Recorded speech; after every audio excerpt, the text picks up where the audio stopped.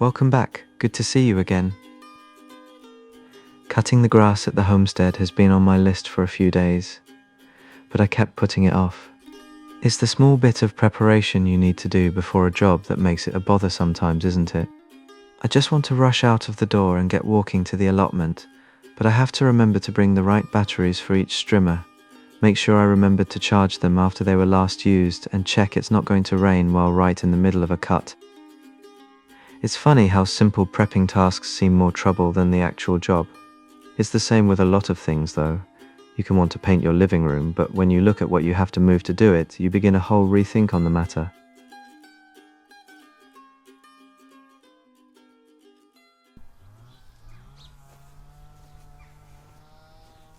I find harvesting the onions satisfying. Every time I reach down for the next one, there's a little moment of anticipation.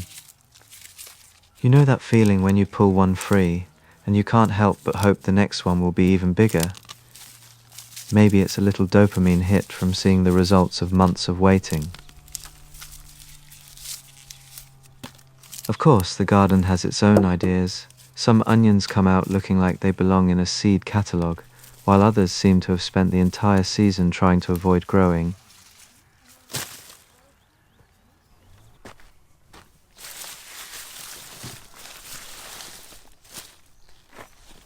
Job done, onions out. But we're not quite finished yet. They need tying and left to hang in the shed for a while.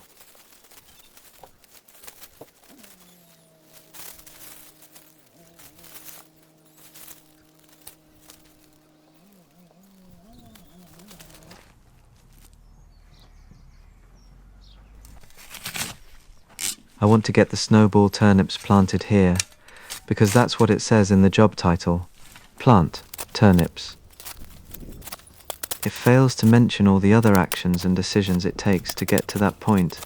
We gardeners know the unseen jobs, and I empathize if anyone has ever criticized your small potatoes. Fortunately, I do enjoy digging and preparing the soil. And here we have some completely unplanned subliminal marketing.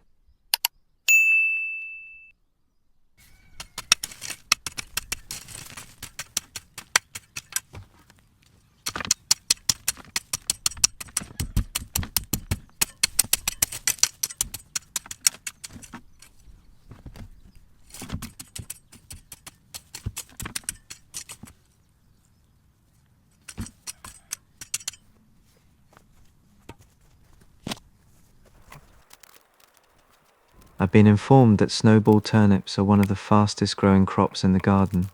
In warm weather, they can be ready in as little as 6 to 8 weeks. I'll have to wait to see if that's true, unless you can tell me.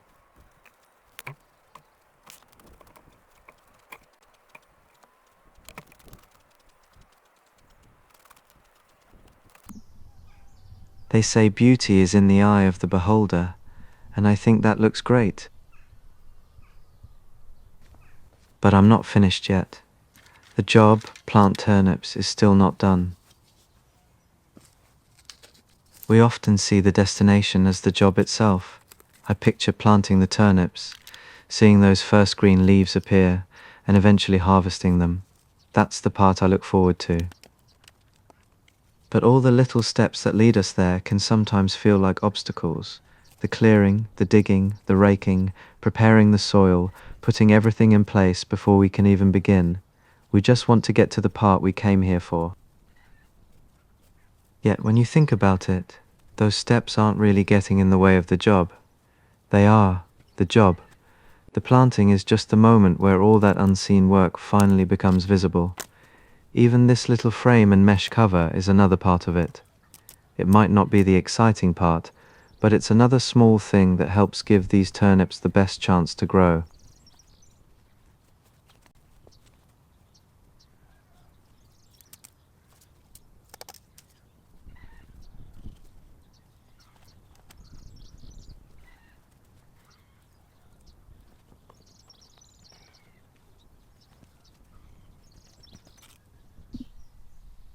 Okay, I'm going to say that job is done.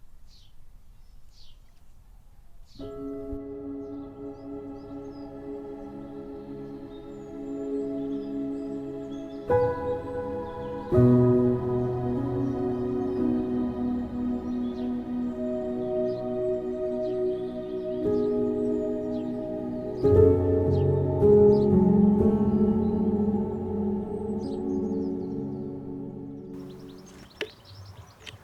little guy, I'm pleased you like the table. And there's my new Robin.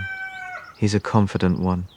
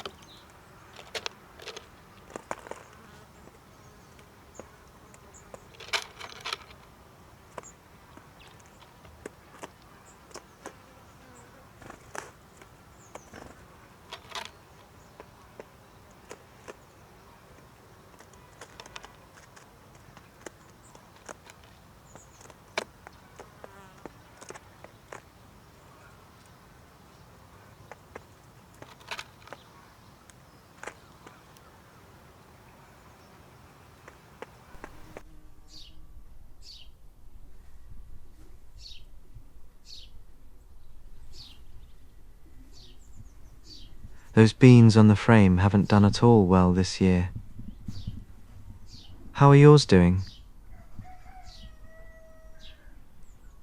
There was a time when many gardeners up here would have said, "You can't grow sweet corn in the northeast of England," and they would be right. Sweet corn is a crop that thrives on heat, and our shorter, cooler summers made it a real challenge. You could grow the plants, but getting those full, sweet cobs before the weather turned was never guaranteed.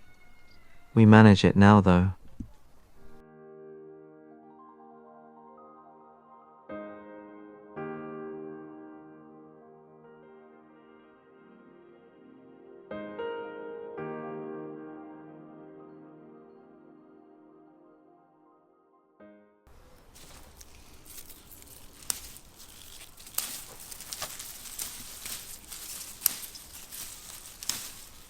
Fresh peas are actually a fairly modern way of eating them. For most of history, people weren't growing peas to eat straight from the pod. They were usually left on the plant until they dried, then stored away to provide food through the winter. It wasn't until gardeners started selecting sweeter varieties that peas became the vegetable we know today. Now, they're one of those crops that are best eaten almost as soon as they're picked. I'm collecting these ones though to save for next year. I suppose we've become a bit spoiled. I can wander down to the allotment, pick a handful and eat them straight from the pod.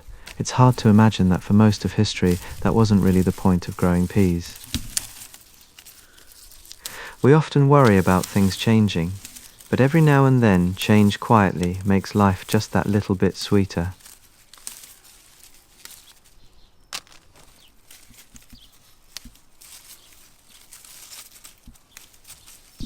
I've been thinking while I work through today's jobs. I sometimes want to skip ahead to the part I'm looking forward to, taking the seedlings out of the greenhouse, getting them in the ground, watching them grow, and eventually eating them. But the preparation isn't something in the way of that. It's part of it. So I've stopped letting myself get annoyed by it. The soil prep, the netting, the tidying away of tools, all those jobs nobody really sees. They matter just as much as the harvest does. Whether it's out here on the plot, or round the house, or anywhere else in life, the invisible jobs nobody notices are still doing the work. Maybe that's the actual satisfaction, not just reaching the end, but knowing that every step, even the fiddly ones, even the ones that test your patience, got you there.